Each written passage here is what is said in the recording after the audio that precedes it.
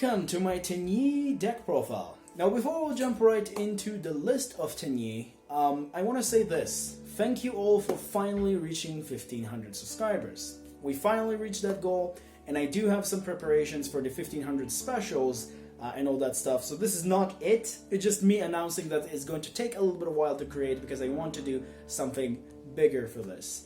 Now, I'm going to say this, if you're not part of the family and you are considering joining or following me on social media and stuff like that, links will be down below, and also consider subbing to the channel because, you know, the more numbers will grow, the more I can focus on making more videos, and the more that I want to improve quality as well, which is something that I really want to do.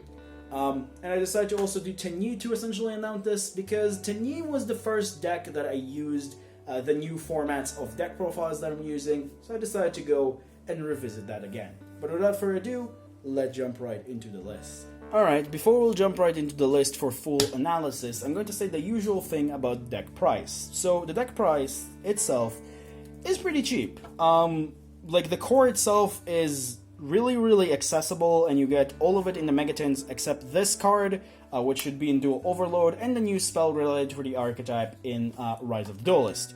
Other than that, it's honestly just depend on what you like, but for the most part, this deck is, like I said, very cheap.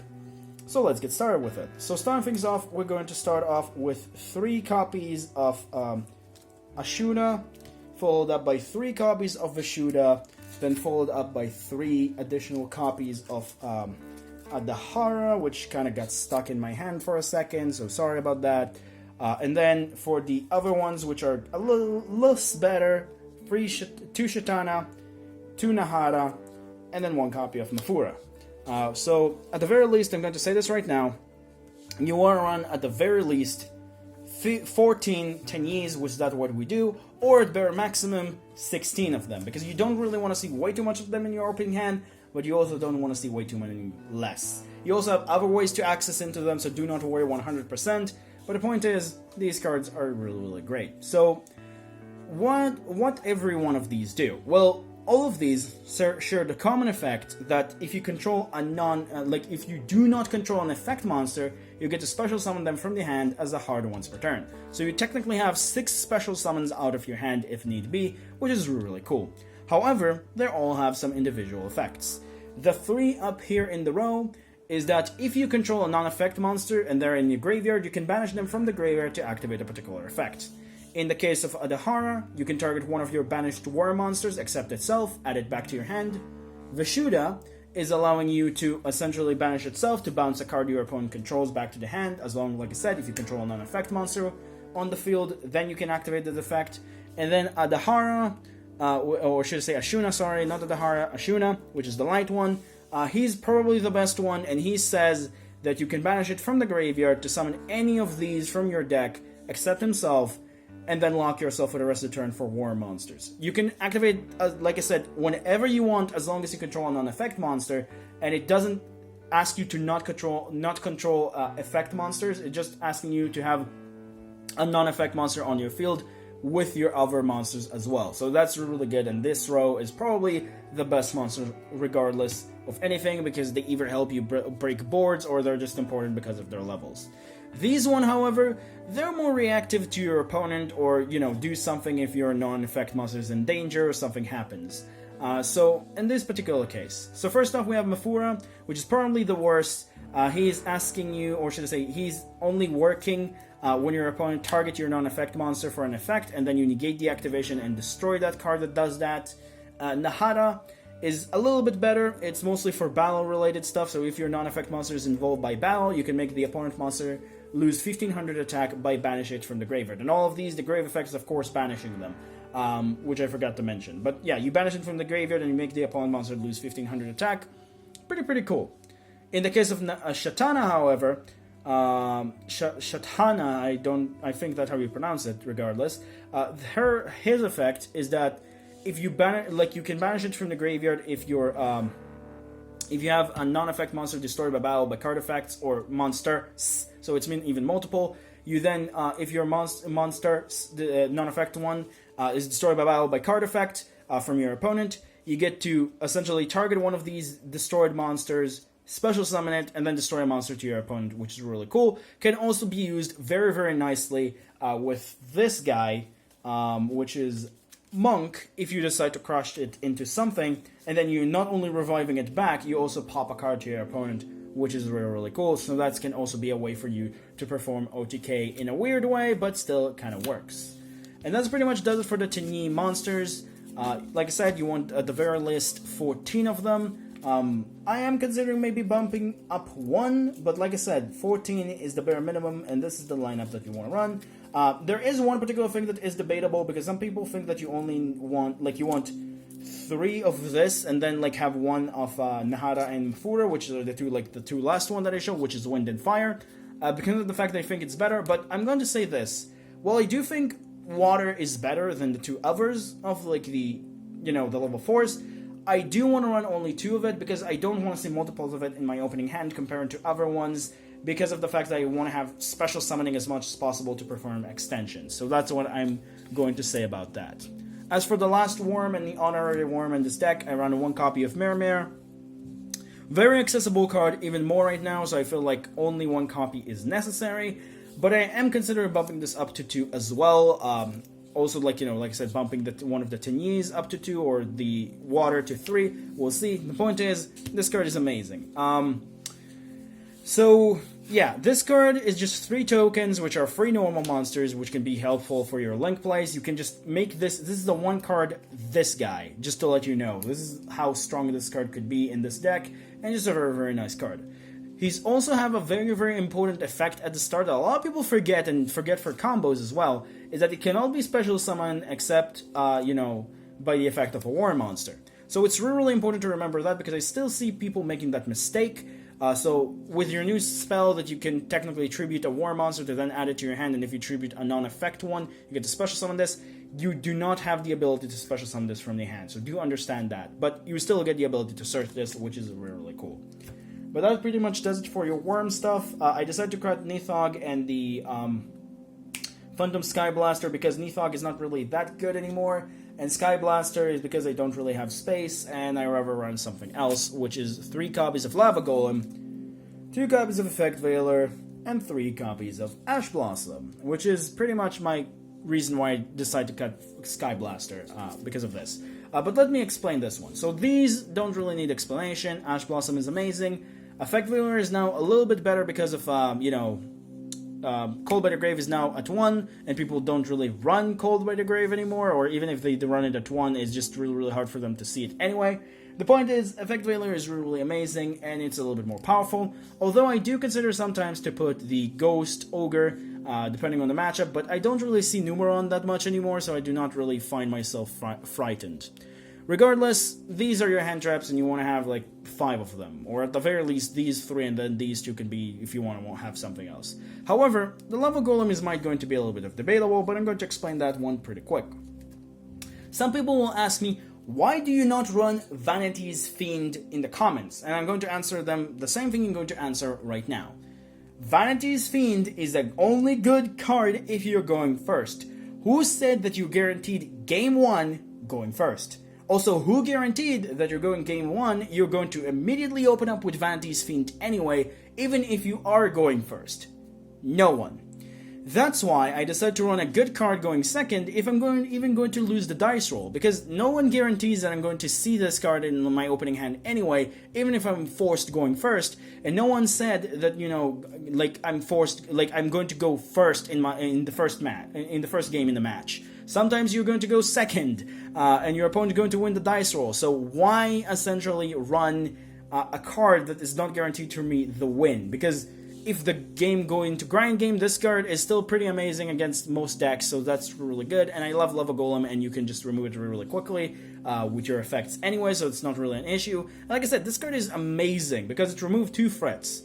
I did consider to also run instead Sphere Mode, but I think this one is a little bit more practical. So yeah, that's pretty cool, and that is my reason why I do not run Vanity's Fiend in the main deck, but I do run Vanity's Fiend as a 3-off in the side, so do not worry about that. Next up, that's it for your monsters. Now move on to the spells. So first off, we start off with the best spell in the deck, 3 copies of Vessel for the Dragon Circle, followed up by 1 Perfection, and then 3 copies of unfortunately proxied Heavenly Dragon Circle, I believe that's the name. Point is, I had to proxy this one because this one is still in the mail. But let's now go over the Tenyi spells. So first off, the best spell, which is Vessel for the Dragon Circle, allowing you to do something very, very cool.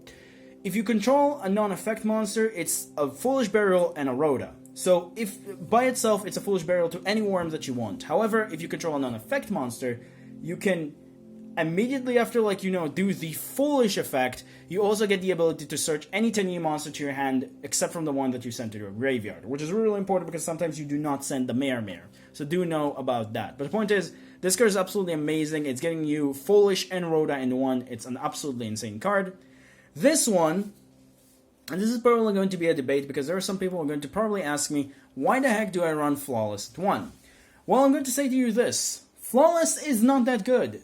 And I'd rather have 1 Flawless and 1 of the Counter Trap rather than have 2 of the Flawless and none of the Counter Trap because of space issues. But the point is, I do not like Flawless. And this deck is also, I'm going to say right now, like as you probably could see, I build it for the option for me going second if I'm forcing the dice roll. And going second, Flawless is not really that good. And even in the grind game, like, you know, you're going to essentially maybe win game 4, so it's like, or should I say turn 4, it's really not necessary to run more than 1 Flawless. And because of this card, which is Heavenly, it's also, you have 3 additional copies of it, so it's like, it's really unnecessary to have more than 1 Flawless, in my opinion. Speaking of the new spell, this card is the reason why Mare is even more searchable. This card, as I explained before, you contribute a worm, and then add to your hand a worm from a different name, from your deck to your hand or whatever. And then if you tribute a non-effect worm, you get to special summon that from your hand, which is effect negated. Like I said with Mare, this cannot special summon it from your hand, but at least it's a free additional copies of it to add it to your hand, and then you can use the effect of Shaman, which is this lovely Link monster, and then essentially use her effect to discard, and then get the Mare anyway, which is really cool. However, the better effect in my opinion is the effect in the graveyard, which is allowing you to banish it from the graveyard, and then search any Tenyi cards that you want, which is really cool.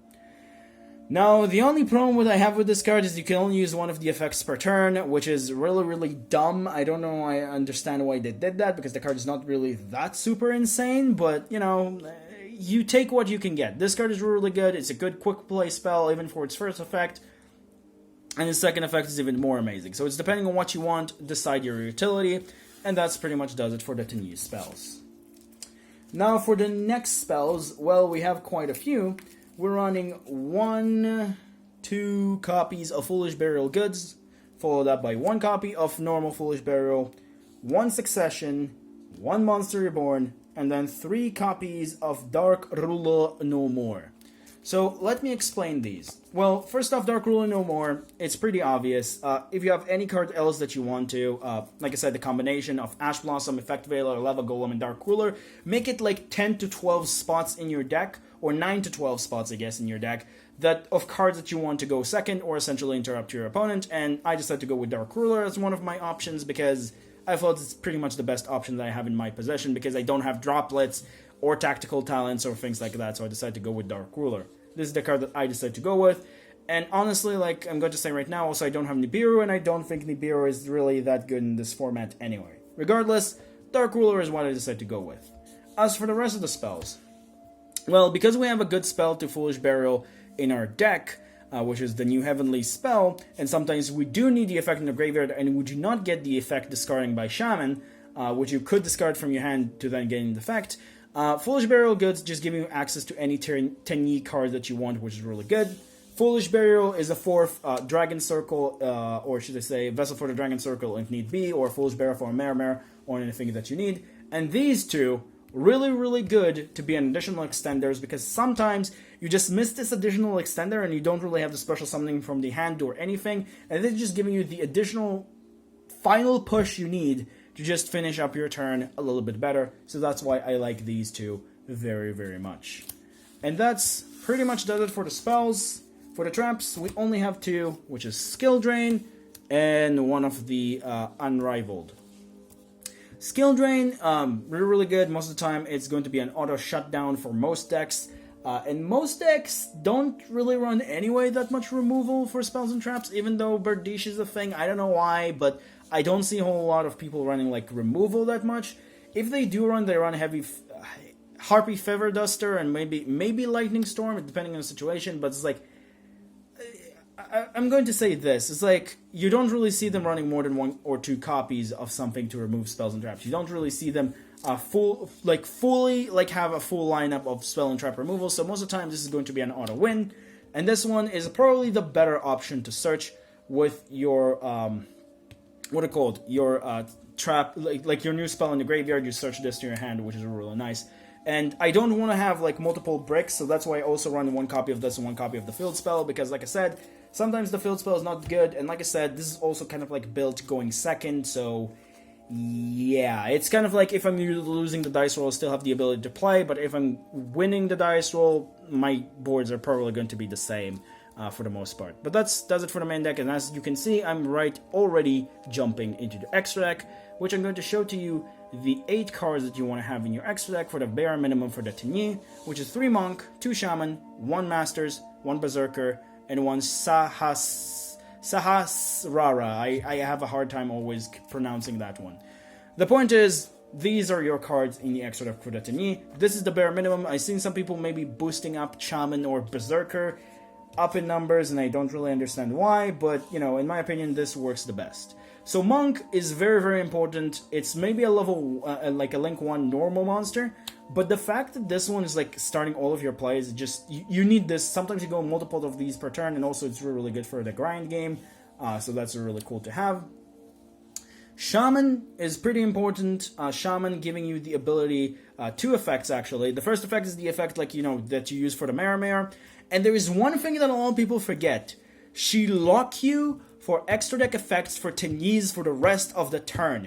Meaning, which I'm seeing a lot of people still making this mistake, Savage Dragon will not work. You cannot use Savage Effect to attach one of these monsters and as a link, as a material for it to get the counters for the negations. You do not get that, because she lock you only for Tenyi effects in the extra deck for the rest of the turn. A lot of people forget that, and that is really, really dumb. So yeah, I just want to place it out there because I'm seeing a lot of people still making that mistake. Lastly, her other effect is that if your non-effect monster is involved by battle, you get to pop a card your opponent control, which is really cool. Masters is mostly a card that is just good going second to help you pop up to the number of non-effects monsters you control or in your graveyard. So sometimes you even just go 1, 2, 3 of these, and then you just pop 3 cards, or you also have tokens on the field, and you pop, you know, really, really nice number of cards, which is really cool. And lastly, you also have, also it's only the story effect monsters, which I forgot to mention. Lastly, Berserker, which is just a 3000 bit stick. And then this guy, which is the new addition, kind of like in the extra deck, I guess. This guy have interesting effects. The first one is that if you control a non-effect monster, it's protecting your effect monsters from targeting and battle, which is really cool, I guess, as long as you control that effect monster. The secondary effect is that as a quick effect, you can target one monster your opponent control and special summon a token with the same attack of it, which is level 4 and 0 defense, to your side of the field, then activating his effect, which is really nice. It's really, really hard sometimes to go into this and not always necessary, and the effect and the protection is not always needed, so only 1 copy is all that you need. But like I said, this is pretty much the bare minimum that you want to have for your Tenyi extra deck, and in my opinion, the bare minimum is also the best, but I've seen some people who like to run multiples, so that's up to you, I guess. Then we'll move on to the rest of the extra decks. For the rest of the links, Lankfaricus, sometimes you need this link to normal monster instead of going into Shaman, depending on your hand. 1 copy of unfortunately proxied IP Masquerade, which I ordered, and 1 copy of Unicorn, because with Mare, most of the time I have a lot of tokens, and going into this guy is not always the best situation. So I rather go into an IP Masquerade, which is does require 2 monsters, it doesn't matter, as long as they're not links, so we can even use tokens. And this one says 2 monsters with different names, so you just leave her and one of the tokens, and then during your opponent's turn, you just get an interruption. Really simple and straightforward on that lineup. Also, for some reason, I moved the camera, sorry about that. Then for the last few cards, we're running 1 copy of Berserker, 1 copy of Baxia for helping you break boards going second, 1 copy of Tornado Dragon, and 1 copy of Abyss Dweller. These are really good. This one is sometimes a little bit harder to summon, so I am considering cutting it down completely. But the point is, these guys are excellent. They're just performing what you need them to perform. But that's pretty much does it for the extra deck and does it for the deck profile. Pretty simple, but needed a little bit of explanation because sometimes people forget some of the rulings about these cards, and I want to remind people who want to know the ruling about these cards, because it's really important. Regardless, yeah, that's pretty much it. Now we're going to move on into the side deck that I prepared, so you can see exactly what I mean, that sometimes you just want to side things, you know, going first and going second depending on the situation. So let's jump right into it. Alright, so as for the side deck, well, let's talk about it. So the side deck, first and foremost, like I said, you need 3 copies of Vanity's Fiend, because like I said, you know, the games that you're going to go first. The second card is obviously Ghost Ogre, because of, you know, 2 copies of a Ghost Ogre, actually I would say 3 copies of Ghost Ogre, what the heck am I talking about, because of said particular thing with the, you know, Numeron matches, and sometimes you could remove some annoying cards because of this. Third card will be Cosmic Cyclone at 3, because Cosmic Cyclone is really good to sometimes remove some important cards, and Mystic Mine is still a thing. Like, sure, Twin Twister is also good, but Mystic Mines is still a thing. I'd rather have the ability to remove Mystic Mines completely, rather than just have the ability to remove 2 back row stuff, which not always is that good. So I'm just going to throw that out there. And lastly, these 6 cards were very, very hard, but I decided to go with 1 additional copy of the Counter Trap, 1 additional copy of the Field Spell, and then 1 copy of additional copy of Effect Veiler if need be, because sometimes I do need the additional Effect Veiler if need be. And the last card I decided to go with, if I remember correctly from the top of my head, is DD Crow, because, actually, yeah, DD Crow, because DD Crow is really nice. It's still very good this format, and it still can remove some very annoying key pieces in your opponent's graveyard. And once again, because Cold by the Grave is now at 0, or not at 0, at 1, sorry, what I'm talking about, is now at 1, and people mostly don't run it, you can use it a little bit more to your advantage to remove stuff, and essentially just making hand traps a little bit more stronger overall. So this is pretty much going to be my lineup. I'm going to go over it again. 3 Ghost Ogre, 3 DD Crow, 3 Vanity's Fiend, 1 Effect Veiler, 1 of the Tenyi Flawless, 3 Cosmic Cyclone, and then 1 of the Counter Trap. I think that's overall make it into a 15. So yeah, that's pretty much it for the side deck. And yeah, that does it for the overall video. So yeah, see you next time. Remember, creativity is the key in this game. Have a good day, stay safe, and I'll see you next time. Bye bye.